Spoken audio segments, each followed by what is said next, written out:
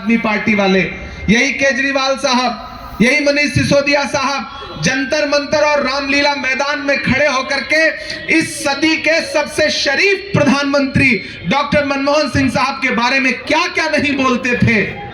उन्हें भ्रष्टाचारी कहते थे, लेकिन तीमारपुर वालों, कुदरत की लाठी में आवाज नहीं होती है। जब डॉक्टर मनमोहन सिंह साहब अभी कुछ दिन पहले इस दुनिया को छोड़ के गए, तो उससे पहले ही अरविंद केजरीवाल जी ने वो दिन देख लिया था कि एक सच्चे और अच्छे इंसान पर जब आप कोई झूठा लांछन, झूठा आरोप लगाते हैं तो उसका बदला ऊपर वाला लेता है।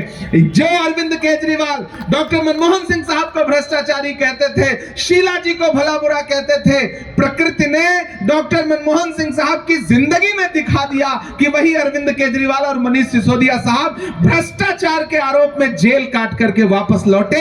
यह कुदरत का इंसाफ है जो प्रकृति ने उनके साथ किया है।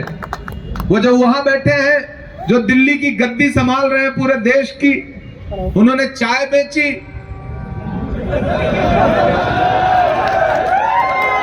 और फिर ये जो छोटे वाले हैं उनके छोटे रिचार्ज, इन्होंने फिर कंपटीशन में शराब बेची।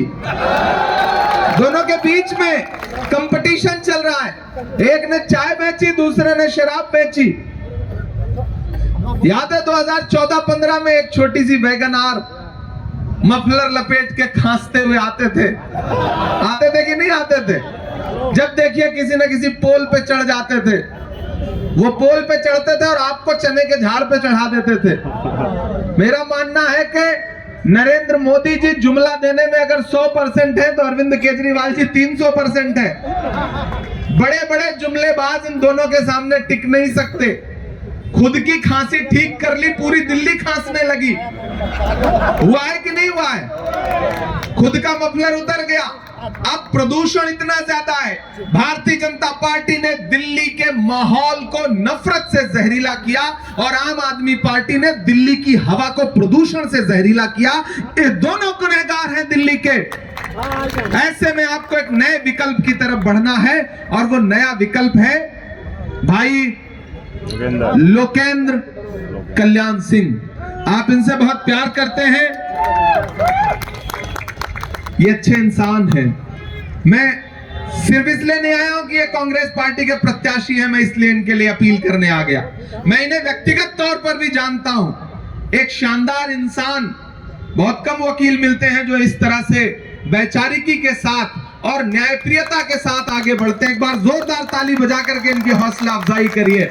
और मुझे पूरा विश्वास है कि अगर ये एमएलए बनके स्टेट की असेंबली में पहुंचेंगे तो वहां आपके मुद्दे पर बहुत सही तरीके से लड़ेंगे।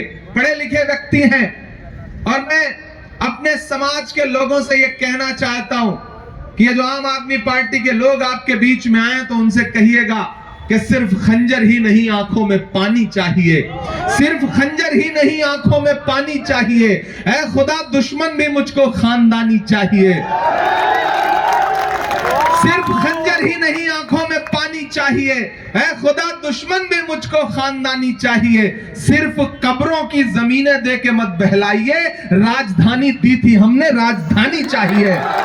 ये लड़ाई उस सम्मान को हासिल करने की है, उस गरिमा को हासिल करने की है, उस विरासत को हासिल करने की है जिसे छोड़ करके शीला दीक्षित जी गई थी। मैं पूरी दिल्ली से, पूरे तीमारपुर वालों से सवाल पूछता हूं कि जितने फ्लाईओवर बना करके, जितने मेट्रो स्टेशन बना करके शीला दीक्षित जी